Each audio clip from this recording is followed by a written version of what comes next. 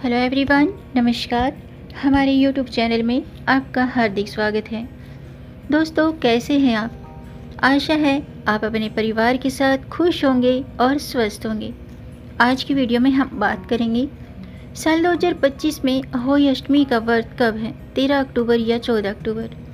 जानेंगे सही तिथि, पूजा का शुभ मुहूर्त, चंद्रोदय और तारे निकलने का समय। साथ में जानेंगे पूजा विधि और इस व्रत में संतान प्राप्ति के लिए, संतान के अच्छे स्वास्थ्य के लिए, फ्यूचर के लिए क्या करना चाहिए और क्या नहीं करना चाहिए। दोस्तों, अहोई अष्टमी का व्रत कार्तिक महीने के कृष्ण पक्ष की अष्टमी तिथि को रखा जाता है और ये जो व्रत है करवा चौथ व्रत के कुछ दिन बाद आता है। इसे अहोई आठे भी कहते हैं। इस व्रत को पूरा दिन निर्जल करने की मान्यता है। शास्त्रों के अनुसार इस दिन अहोई माता का पूजन और रात्रि में तारों को देखकर पारण किया जाता है। अहोई अष्टमी के दिन गोवर्धन में राधा कुंड में स्नान भी किया जाता है। तो आज की वीडियो में हम जानेंगे साल 2025 में अहोई अष्टमी पर व्रत कब है, 13 अक्टूबर या 14 अक्टूबर, पूजा का शुभ मुहूर्त, चंद्रोदय का समय, तारे निकलने का समय और पूजा विधि। साथ में जानेंगे इस व्रत में अपने बच्चों के लिए, संतान प्राप्ति के लिए, संतान के उज्जवल भविष्य के लिए क्या करना चाहिए और क्या नहीं करना चाहिए। तो दोस्तों, वीडियो शुरू करने से पहले आपसे एक खास बात, अगर आप इस चैनल पर नए आए हैं और पहली बार आए हैं तो इस चैनल को सब्सक्राइब कर दीजिए और बेल आइकन बटन प्रेस कर दीजिए ताकि आने वाली वीडियो देख सकेंगे आप सबसे पहले।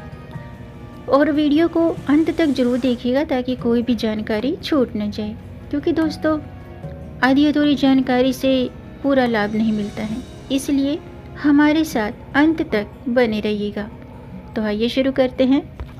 दोस्तों, अहोई अष्टमी का जो व्रत है संतान की लंबी उम्र के लिए रखा जाता है। इस व्रत का जो संबंध है वो पुत्र और पुत्री से नहीं है।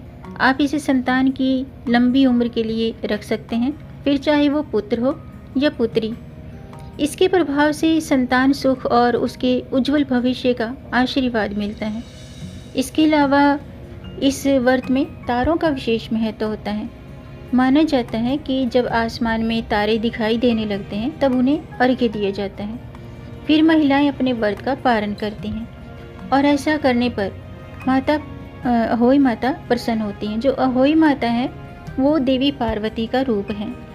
और इस दिन मथुरा के राधा कुंड में लोग स्नान करते हैं। जो लोग संतान की कामना करते हैं उन्हें अहोई अष्टमी पर राधा कुंड में डुबकी लगाना शुभ माना जाता है।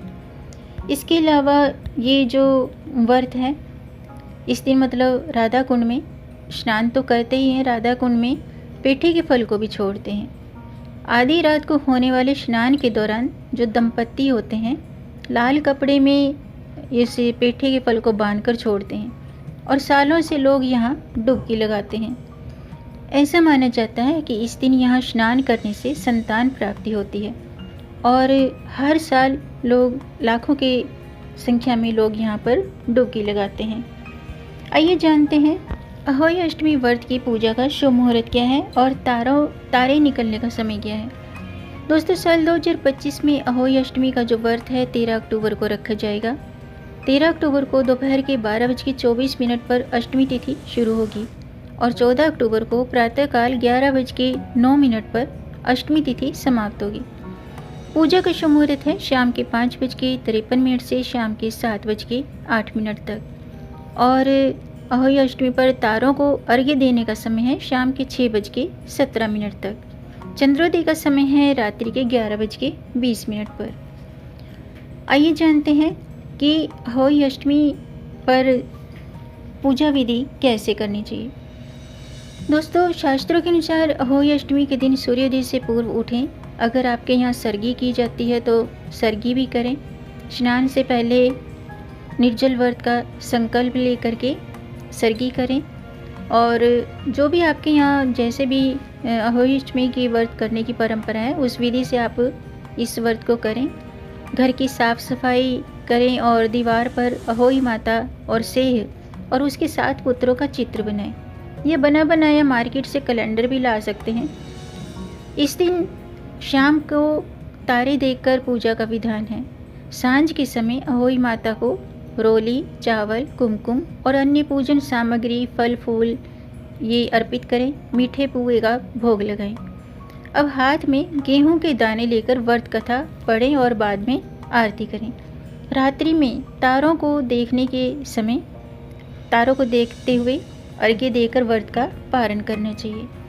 अहोई अष्टमी के दिन पूजा के बाद तारों को देखकर ही व्रत का पारण किया जाता है और इस दिन तारों को देखने के लिए शाम का जो समय है 6:17 पर है। आइए जानते हैं अहोई अष्टमी के दिन अपने संतान के उज्जवल भविष्य के लिए क्या करना चाहिए और संतान प्राप्ति के लिए क्या करना चाहिए। दोस्तों, शास्त्रों के अनुसार अहोई अष्टमी के दिन अगर आप संभव हो तो व्रत रखें, अहोई माता को पूड़ी, मालपुआ और दूध का भोग लगाएं। ऐसा करना शुभ होता है। आज के दिन कथा जरूर सुननी चाहिए। अहोई अष्टमी की व्रत कथा जरूर सुननी चाहिए। इससे क्या होता है कि माता पार्वती का आशीर्वाद मिलता है। माता पार्वती ही, अहोई माता जो है माता पार्वती का ही रूप है। तो अहोई अष्टमी की जो व्रत कथा है मैं अगली वीडियो में बनाऊंगी, आप उसे भी जरूर देखिएगा। व्रत का जो पारण है वो तारों को देखकर ही करना चाहिए। इस दिन तामसिक भोजन का सेवन नहीं करना चाहिए। घर में शुद्धता का ध्यान रखें। इसके अलावा इस दिन मिट्टी की खुदाई नहीं करनी चाहिए और व्रत के बाद ज़रूरतमंदों को दान जरूर करना चाहिए। अहोई अष्टमी के दिन गौ माता की सेवा करनी चाहिए। गौ माता को भोजन कराना चाहिए। ऐसा करने से अहोई माता प्रसन्न होती हैं। पूजा के अंत में बड़ों का आशीर्वाद लेकर व्रत का पारण करना चाहिए और इस दिन अहोई माता के सामने बच्चों की लंबी उम्र और अच्छे स्वास्थ्य की कामना करनी चाहिए। इस बार अहोई अष्टमी का जो व्रत है बहुत ही अत्यंत दुर्लभ और मंगलकारी माना जा रहा है, क्योंकि इस दिन 4 दुर्लभ योगों का संयोग है। इस दिन रवि योग, परिग योग, पुनर्वसु नक्षत्र और शिववास योग है। इनमें व्रत करने से संतान को अत्यंत शुभ लाभ होते हैं, शुभ फलों की प्राप्ति होती है। इन शुभ योगों में पूजा पाठ करने से, व्रत कथा सुनने से अहोई माता के साथ साथ भगवान शिव का आशीर्वाद संतान को प्राप्त होता है। ऐसा माना जाता है कि जो निसंतान महिलाएं हैं, अगर वे इस व्रत को करती हैं तो संतान सुख की प्राप्ति होती है। ये जो व्रत है करवा चौथ की तरह पूरे दिन निर्जला यानी कि बिना पानी पिए किया जाता है। इस दिन पूजा करते समय संतान को अपने पास बिठाना शुभ माना जाता है। तो दोस्तों, आज का वीडियो आपको कैसा लगा कमेंट करके कमेंट बॉक्स में अपना सुझाव, अपना प्रश्न जरूर लिखिएगा और वीडियो को लाइक और शेयर ज़्यादा से ज़्यादा कीजिएगा। मिलेंगे नई जानकारी के साथ, तब तक आप खुश रहें और स्वस्थ रहें। अपना ख्याल रखें और अपनों का भी ख्याल रखिएगा। जय श्री हरि, हर हर महादेव।